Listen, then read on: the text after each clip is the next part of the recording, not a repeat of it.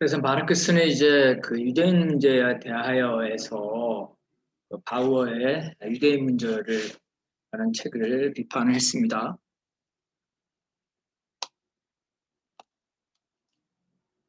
그래서 유대인 문제를 뭐냐? 유대인 문제라는 것은 이제 그 경제적 이기주의와 그 화폐 숭배로 이렇게 정의됐다는 거죠. 그래서 이러한 이기주의와 화폐 숭배가 일반화된 자본주의로부터 해방, 즉 보편적인 인간 해방 문제로 보면서 자신의 이제 공산주의 세상의 단초를 형성했다. 그러니까 막스가 말한 유대인 문제라는 것은 유대인들이 가지고 있는 속성, 중세 시대부터 그 뭐냐면 경제적인 이기주의, 그죠? 자기네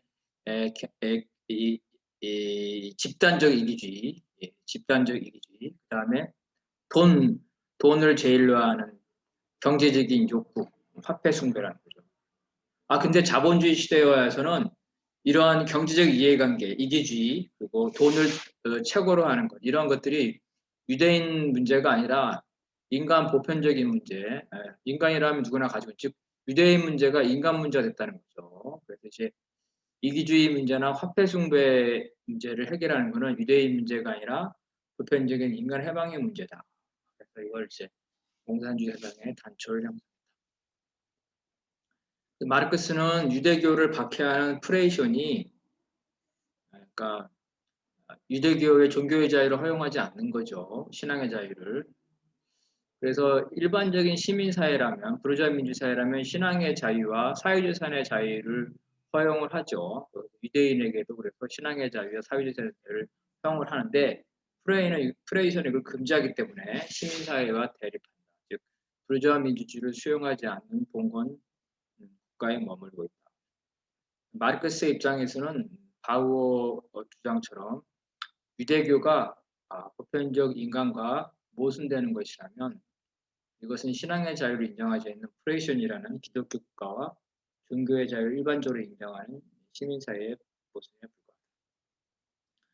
종교의 자유를 인정하는 시민사회라면 유대인들에게 개종을 요구하지 않을 텐데 프레이션이 개종을 요구하는 것은 프레이션이 아직 부르주아 민주주의를 받아들이지 않은 후진국이라는 거죠. 그래서 이거는 그 프레이션이라는 국가를 부르주아 민주주의로 받아들이는 국가로 바꾸는 문제이지 유대인의 개종의 문제가 아니다. 즉 종교 문제가 아니라 프레이션의 국가 문제이다. 이 모순을 해결하면 신앙의 자유를 인정하지 않는 프레이션을 비판해야 된다. 즉 개종을 요구해서는 안 된다. 바우어가 주장할 것은 결국은 종교적 해방이 아니라 프레이션 문제다. 프레이션의 정치적 박해로부터 해방된다. 마르크스는 이제 프레이션이라는 국가 자체를 공격함으로써 헤겔의 이성 국가론에서 벗어난다. 헤겔의 국가론에 의하면 국가 안에서는 계급 간, 계층 간 대립이 없다는 거죠. 국가는 개인이나 집단을 탄압하는 존재가 아니다. 국가를 신성시했는데 마르크스는 이 프레이션이라는 국가, 특히 헤겔이 말년에 찬양한 이 프레이션이라는 국가는 부르주아 민주주의, 신앙의 자유를 받아들이지 않는 후진국이라고 해서 국가 자체를 공격했다. 즉 국가를 신성시하는 헤겔주의에서 벗어난다. 나아가서 마르크스는 유대인 문제, 즉 경제적 이해관계, 화폐 숭배, 즉 자본주의 문제를 유대인 문제가 아니라 인간 해방의 문제로 봤다. 인간 해방은 바로 국가의 문제, 국가 문제를 해결하는 것. 그다음에 화폐 폐지, 즉 자본주의 제도, 물질 숭상주의를 폐지하는 것에만 가능하다. 국가를 민주화시켜야 되고 화폐 숭배를 폐지해야지만 인간 해방이 가능하다. 이렇게 봤다는 거예요. 읽어봅시다. 유대교의 이기주의나 화폐 숭배는 이제 자본주의 시민사회에서 보편화되었다. 따라서 시민사회에서 시민은 모두 유대적 인간이라고 볼 수 있다. 유대인처럼 물질적 욕구와 화폐를 추구하고 있다는 거죠. 또한 시민사회에서 유대교 문제, 즉 이기주의나 화폐 숭배는 더 이상 유대인 문제가 아니다.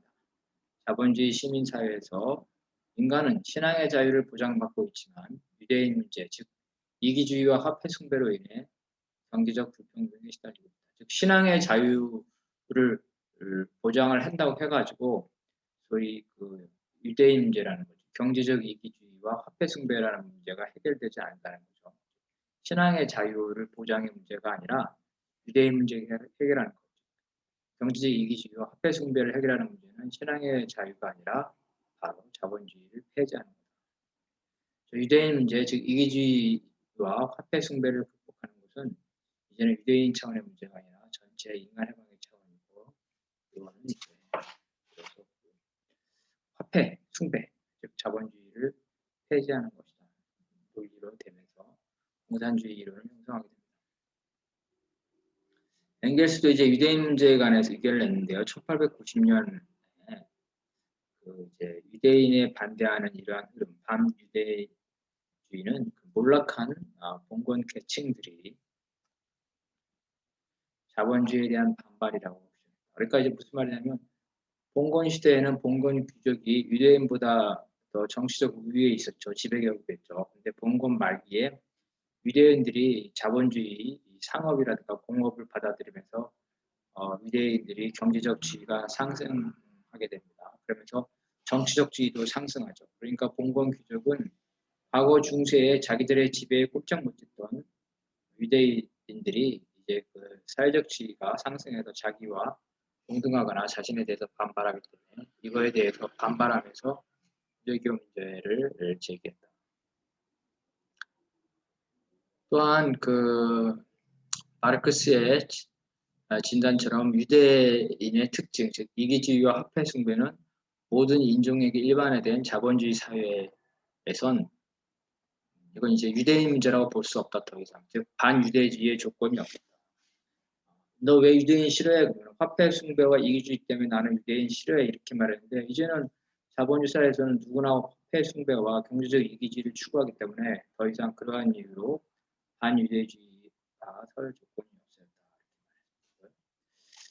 그 다음에 또 헤겔 법철학 비판을 이제 그 막스가 썼는데 그 서설이 1844년에 게재되었습니다.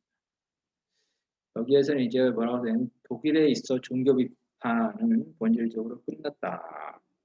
종교 비판이 끝났으니까 뭘 비판해? 정치적 비판으로 나아가겠죠. 그래서 종교 비판은 모든 비판의 전제다. 왜? 종교는 관념론이죠. 관념론. 보수적이죠. 관념론에 대한 비판. 가장 보수적인 것에 대한 비판. 그리고 그 종교 비판을 끝내고 이제 본질적으로 종교의 이면에 있는 현실에 대한 비판으로 가야 된다. 모든 비판의 전제. 독일의 국가와 법제도를 본격적으로 비판했다. 그러니까 이제 종교 비판이 아니라 그 종교의 이면에 있는 종교의 실질적인 토대인 국가와 법제도를 본격적으로 비판했다.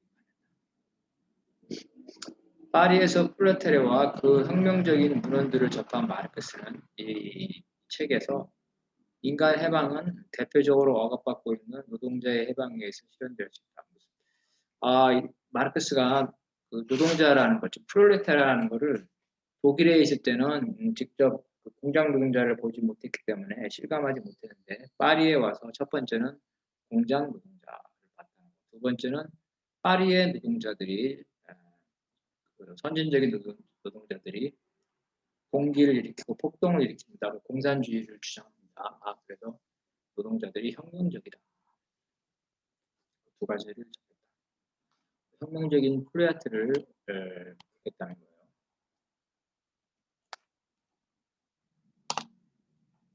그래서 프롤레타리아는 인간의 완전한 상실입니다. 노동계급, 무상계급이죠. 인간의 완전한 회복 없이는 자기를 회복할 수가 없다. 프롤레타리아는 재산이 없어서 자본주의 사회에서 착취받고 있는 거죠. 그래서 인간이지만 인간적인 대우를 받지 못하고 있어요. 인간적인 대우를 받으려면 자본주의 문제를 타도해야 되는데 자본주의 문제는 더 이상 프롤레타리아 개인의 문제가 아니라 인류 전체의 문제가 된다. 그래서 인간 자체의 완전한 회복이 필요하다. 인간이 해방이 되려면 인간을 억압하고 있는 가장 주요한 것, 이것이 이제 자본주의 모순인데 그 모순에 의해서 억압당하고 있는 프레아타 폐지. 그러니까 프레아타라는 것은 자본주의 사회에서 인간이 억압되고 있는 주요 현상이죠. 그래서 이 프레아타 폐지라는 건 주로 자본주의 폐지를 말하고 그러므로서 인간이 해방될 수 있다. 그것을 가능케 하는 철학의 실현이 지향되어야 된다. 그래서 이 경우에 프롤레타리아는 자연적으로 발생한 빈곤이 아니라 자본주의 제도에 의해서 사유재산, 생산수단을 박탈당한 무상계급인 프롤레타리아로 인해서 인위적으로 만들어진 빈곤에서 태어난다. 자본주의 제도는 자연 발생적인 것이 아니라 인위적인 것이다. 마르크스는 1845년에 이제 바우어를 비롯한 청년 해결 좌파들을 관념론에 빠져 있죠. 그래서 이들을 신성 가족이라고 비아냥거렸다는 거죠. 그래서 책 이름이 이제 신성 가족입니다. 여기에서는 이제 이 마르크스 엥겔스가 공동 작업을 했는데요. 철학사를 인물론과 관념론의 투쟁의 역사로 봤다. 그래서 이 바우어를 관념론자, 해겔 좌파에서 벗어나지 못했으니까 좌파이지만서도 여전히 관념론이죠. 그래서 관념론에 벗어나지 못한 바우어를 비판하면서 막스와 엥겔스는 자기들은 관념론에서 벗어난다. 즉 해겔 좌파와 단절했다. 이걸로 인해서 바우어와 관계가 단절됩니다.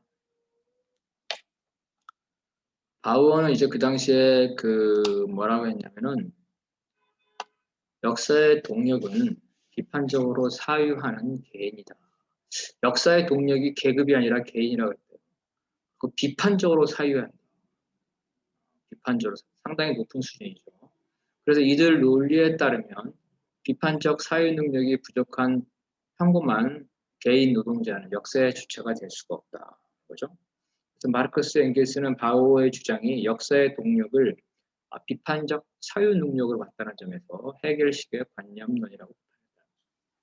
마르크스가 보기에는 바우어는 또한 기계적 유물론자예요. 왜냐하면 역사의 동력을 집단이나 계급이 아닌 개별적인 개인이라고 봤기 때문에 유물론을 개인적 차원, 그렇죠? 유물론을 개인적 차원에 머물렀다는 거예요. 사회적 차원, 집단적 차원까지 가지 못했다. 그래서 자연적 유물론, 인간을 사회적 존재로 보지 않고 생물학적 개인으로 보는 관점이 기계적 유물론인데 이것이 바로 포이에르바하의 유물론입니다. 그래서 바우어는 역사의 주체를 개인으로 갖다 놔주면서 자연적 유물론, 기계적 유물론을 벗어나지 못했다. 그래서 계급보다는 개인에 주목한다는 점에서 포이에르바하의 시각과 유사하다. 또 이제 파리 노트라가는 경제학, 철학 초고를 이 당시에 썼는데 그때는 이게 출판되지 못하고 1930년이 돼서야 공개되었습니다. 마르크스는 이 책에서 경제학에 관한 기본 개념과 공산주의에 관한 기본 구상들을 밝히게 됩니다. 그래서 이 책에서 경제학을 해겔의 변증법을 가져와가지고 해겔의 변증법적 방식으로 경제적으로 해석을 합니다. 경제학에다가 변증법을 적용시킨 거죠. 그래서 이제 소득이 임금, 자본 이윤 지대로 배분된다. 임금은 노동자, 자본 이윤은 자본가, 지대는 지주죠. 자본주의 사회에서는 이윤을 얻는 자본가와 지대를 얻는 지주가, 자본가와 지주가 토지자본가와 금융자본가와 똑같은 자본가 계급을 이룬다는 거죠. 그래서 노동이 토지 및 자본과 분리되는 거지. 노동자가 무상계급화되는 것은 노동자에게 치명적이다. 왜냐하면 생산수단이 없기 때문에 무상계급이기 때문에 자기는 몸만 팔아야 되죠. 몸만 팔아야 된다. 힘들죠. 돈도 한번 못 벌고. 마르크스에 따르면 생산수단이 없어서 몸을 팔아서 임금을 받는 노동자는 이제 더 궁핍화되고 노동자들은 당연히 자기는 가난한데 자본가는 부자니까 반발이 생기겠죠. 노동자의 반발로 인해서 유산자와 무산자의 대립이 진행된다.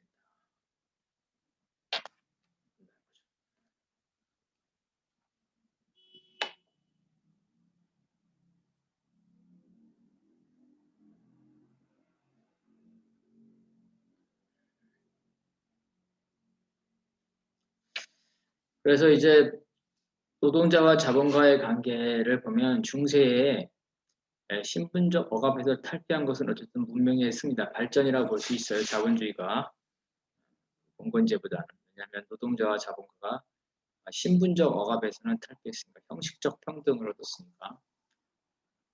하지만 자본은 부의 원천이 되고 노동은 소외돼서 양자의 대립이 되다. 법률적으로는 평등하지만 경제적으로는 불평등하죠.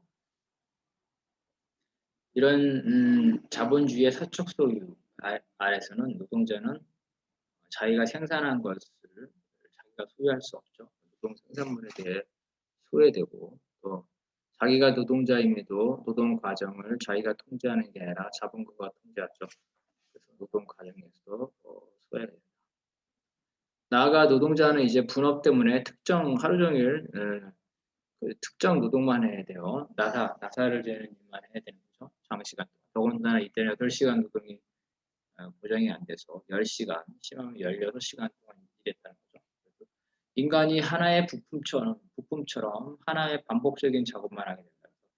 다양한 소질을 발현할 수 없기 때문에 인간에 가지고 있는 그 다양성을 발휘할 수 없다. 그래서 사회적 존재로부터 소외된다.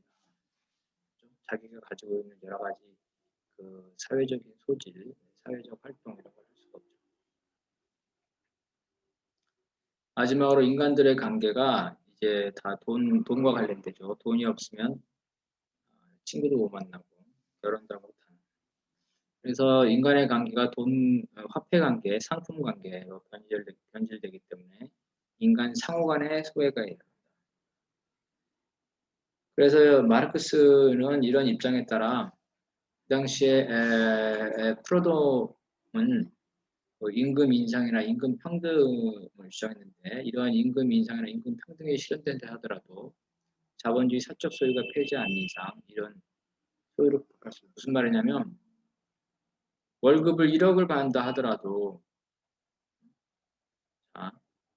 링크 코트를 만드는 여성 노동자가 월급을 1억을 받으면 돈은 많이 벌겠죠. 그렇지만 자기가 만든 링크 코트를 여전히 소유할 수가 없죠. 노동 생산물에 대한 소유는 계속 되고 월급 1억 받는다 그래서 회사에서 일할 때 자기 마음대로 일하나 여전히 자본가의 지시, 통제를 받아야 되는 거죠. 그리고 단순 노동, 분업에 있어 특정 노동을 계속해야 되는 거죠.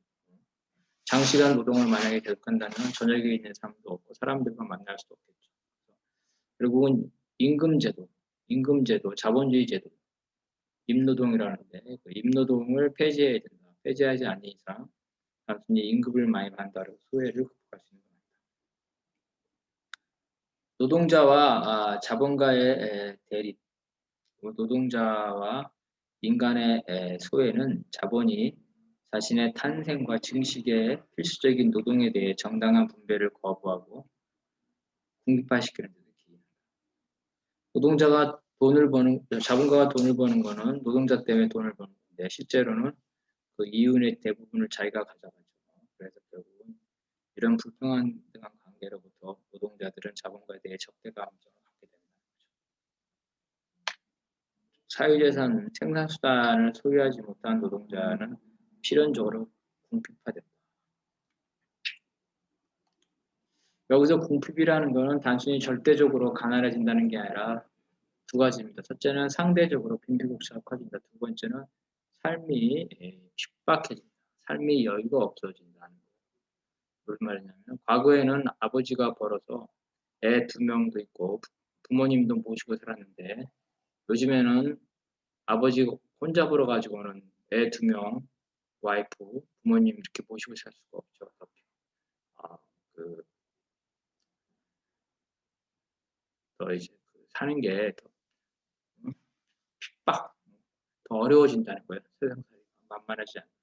그리고 노동시간이 과거에는 16시간이 지금 8시간이죠. 그런데 노동시간은 줄어들지만 회사에서 노동시간 8시간에 감시 카메라도 있고 노동 강도가 훨씬 강해지고 노동 규율이 훨씬 세졌죠. 이런 것들을 알아야 된다. 사는 게 더 팍팍해진다.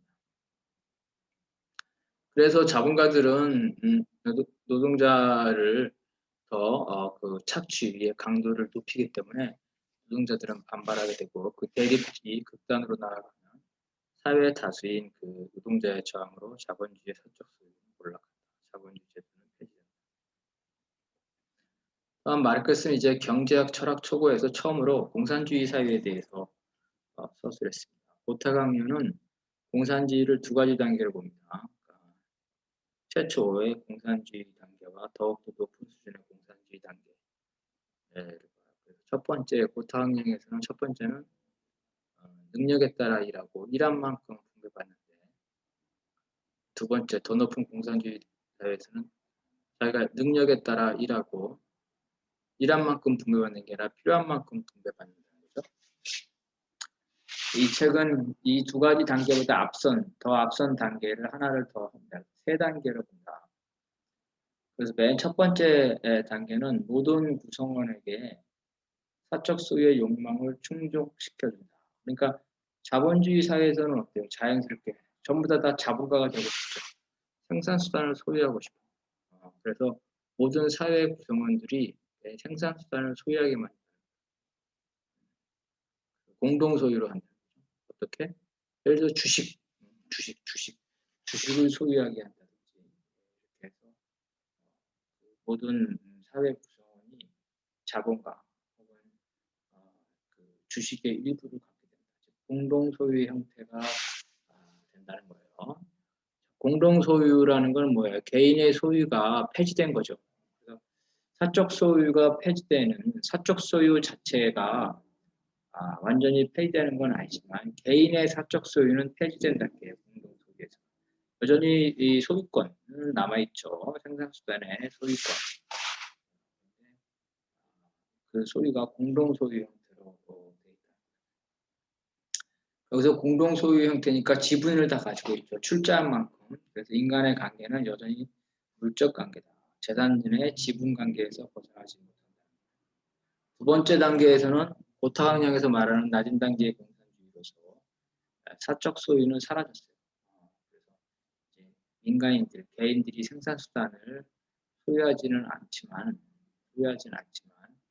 그 재산의 지분 관계가 아직도 여전히 남아있다. 그래서 인적 관계와 지분 관계가 남아있다. 그래서 여기서는 뭐냐면 배분을 할 때 단순히 똑같이 배분하는 게 아니라 재산을 출자한 것까지 고려해서 배분한다. 자본주의 사회라면 이걸 조합이라고 그래요. 조합에서는 자기가 일한 거랑 자기가 출자한 거랑 이거를 합쳐가지고 지분에 따라서 배분한다. 마지막 단계에서는 모든 인간관계가 인적 관계가 된다. 그래서 사적 소유가 폐지될 뿐 아니라 과거에 재산의 지분 관계도 완전히 소멸하여 이제 배분 단계에서 과거의 재산의 지분 관계를 반영하지 않고 인간적인 관계에 따라서 배분한다. 전면적인 인적 관계로 정한. 전면적인 인적 관계라는 것은 개인이 필요한 만큼 최고 수준에서는 개인이 필요한 만큼 배분을 해준다는 거예요. 왜? 물건이 너무 많으니까 합리적인 필요량은 충분히 충족시킨다는 거예요. 마르크스에 따르면 사적 소유가 폐지된 미래사회, 공산주의 사회에서 모든 인간적인 감성들과 속성들이 자유롭게 발현된다. 인간의 다양성이 발현된다. 그 분업에 의해서 특정 소질만 집중적으로 발현되는데 그것이 아니라 다양성. 인간은 어떤 작가로서의 소질도 있을 수도 있고, 그죠? 그다음에 육체노동도 좀 하고 싶고 하고 취미생활로 낚시도 할 수 있고 등산도 할 수 있고 다양한 측면, 다양한 욕구와 다양한 소질이 있죠. 그래서 그것들을 발현하게 됩니다. 인간이 자기 자신의 소질, 이런 자질을 마음껏 발현할 때 비로소 인간이 해방된다. 즉 구속감을 느끼지 않게 된다. 공산주의에서는 인간과 자연의 본질적인 통일, 자연의 참다운 부활이 도래한다. 즉 자연을 착취의 대상으로 보지 않는다는 거죠. 자연은 현 세대, 우리 세대뿐만 아니라 다음 세대까지도 같이 가야 될 거기 때문에 무조건 착취하는 게 아니라 지속 가능해야 된다. 자본주의는 그렇지 못하는 거죠. 그래서 인간과 자연의 참다운 관계는 공산주의에서 성립된다. 고타강령 비판에 따르면 공산주의에선 개인의 분업에 대한 예속이 아까 얘기했죠. 노동은 이제 먹고 살기 위한 생활수단뿐만 아니라 취미생활도 되고 자기 욕구를 해결하는 수단도 된다. 개인들이 전면적으로 전인격적으로 발전하고 그래서 생산력도 성장해서 공동체부가 충분히 흘러나온다. 누구나 쓸 만큼 충분하다면 미리 그거를 자기가 일부러 필요한 것 이상 쟁여놓고 쓸 필요가 없죠. 필요한 만큼만 자기가 적절하게 가져가서 쓰면 됩니다. 능력에 따라 일하고 필요에 따라 배분받는다. 경제학 철학 초고의 공산주의는 사회적 존재로서의 인간의 해방보다는 개인으로서의 인간의 본성적 해방을 강조합니다. 철학적으로 그러니까 인간 본연의 본성이라든지 이런 걸 많이 얘기하고 계급적인 측면을 잘 얘기 안 한다는 거죠. 왜냐하면 이제 해결로부터 포이에르바하를 넘어가는 과정에서 인간이 유적 존재와 사회적 존재라는 것은 막스도 알고 있었지만 실제적인 공산주의 이론에 있어서는 집단적, 계급적 관점보다는 인간의 본성에 관한 관점을 많이 얘기한다. 즉 포이에르바하의 잔재가 남아있다. 개인적인 인간의 방점을 많이 두었다. 마르크스 자신도 이를 알고 있어서 포이에르바하의 자연적 유물론, 개인적 유물론을 청산할 필요성이 있었죠. 개인 차원이 아닌 역사적이고 사회적 인간 차원의 유물론, 유적 존재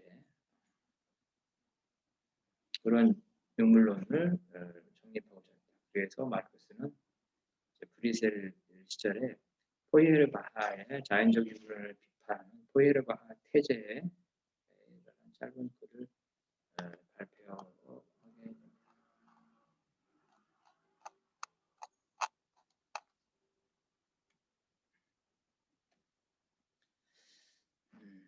그래서 이런 독불연보의 글들이 쭉 쓰게 되는데 이 독불연보의 하이네의 시인이 독일 연방에 있는 국왕, 하나의 국왕, 바이에른 국왕을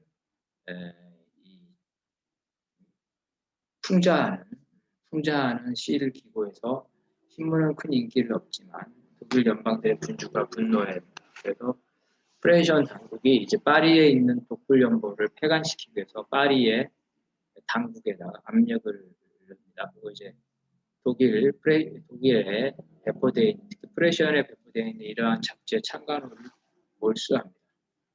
그러는 와중에 마르크스와 루게가 어떤 사상적인 차이로 인해서 잡지의 편집 방향을 놓고 대립하게 되면서 독불연보는 제2호를 제대로 출간도 못하고 폐간되게 됩니다.